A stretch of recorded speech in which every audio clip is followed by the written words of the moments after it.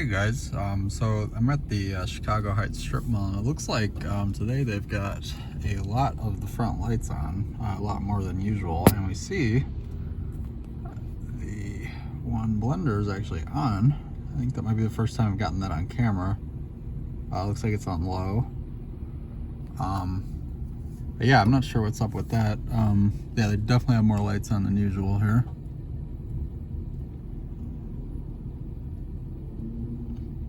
Looks like, yeah, I think that one blender, that front one's the only one that's on. I don't see any others that are on. Kind of cool though.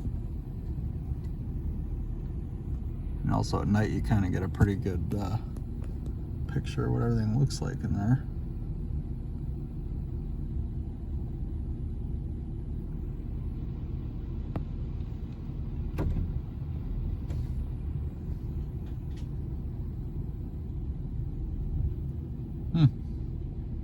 Yeah, no, it doesn't look like much has really changed in here though. They still got all those, what do you call them, like the easels up from when they were, explaining their plan for the building.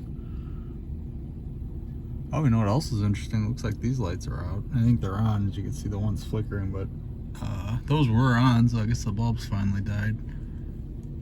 That's probably, you know what, that's probably why they turned more lights on, because these died, so then they're like, alright, well, we gotta do something, so then they flipped these on.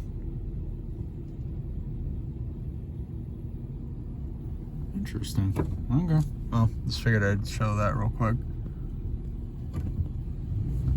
And don't forget, we got the other bonus blender that we always didn't even realize was there.